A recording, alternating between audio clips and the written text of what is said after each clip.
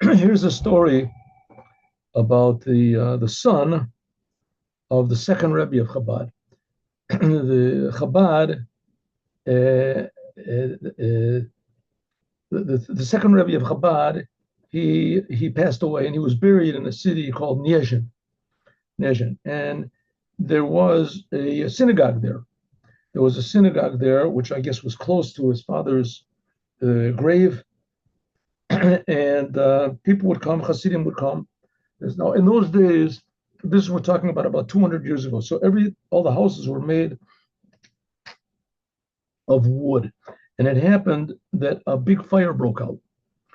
Now, in the one of the favorite sons of the second Rebbe of Chabad was called Menachem Nachum. That was his name, Menachem Nachum, and he was sort of the caretaker of this of the synagogue.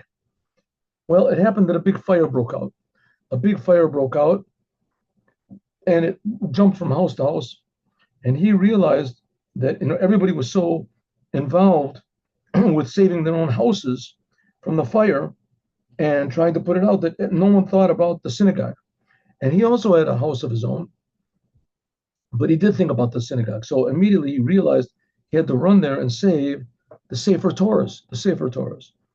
So he ran with all his power. Already the walls were already smoking. The fire had already caught on.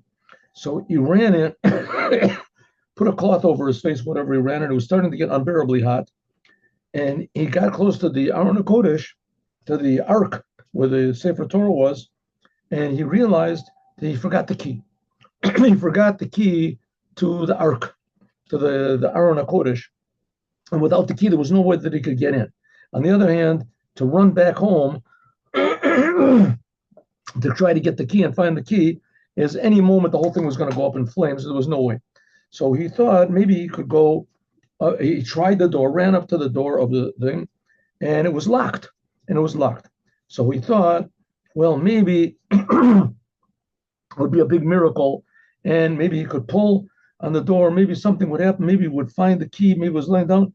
And suddenly he saw in front of him standing the first Rebbe of Chabad, his grandfather, the Alter Rebbe, was standing in front of him, and he was facing him. He turned around and he opened up the Ark and gave him the Sefer Torah and told him immediately run out. So he ran out. As soon as he left the place, the whole entire building, the whole entire synagogue, it collapsed. And one more second, he would have been collapsed inside of it. So we see an amazing thing that the first Rebbe of Chabad, Baal HaTanya, he actually physically, he had passed away, years earlier. Physically, he actually was there, and he actually opened up the Aron HaKodesh and actually gave him the Sefer Torah. So from this, we see that the tzaddikim are not just alive spiritually, and that they're available to do miracles for us, or they appear to us in dreams, but they're alive actually physically, and somehow or other in their physical bodies. And this explanation, this can be explained by what it says in Chassidut.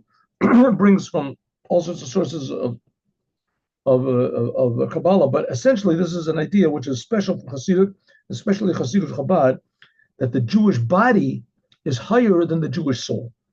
And if the Jewish soul is pure and cannot be touched by fire, as the fact of the matter is the Jewish body also the same, but this is not manifested by everyone, but it will be in the raising of the dead. And that's the whole idea, that the dead will rise up in their bodies, and the body will be impervious to death, which you might think that that's a very bizarre thing, which it is bizarre. But the only reason it's bizarre and strange is because Adam ate from the tree. But if Adam had not eaten from the fruit of the tree that God told him, there wouldn't be any death in the world. There wouldn't be such a thing as heaven or hell. There would just be living in this world, doing what God wants, and the essence of God would be revealed here. So there wouldn't be anything in the world like death. And that was revealed in the story that the Rebbe saved the Sefer Torah personally in his physical body. Have a good day with Mashiach now.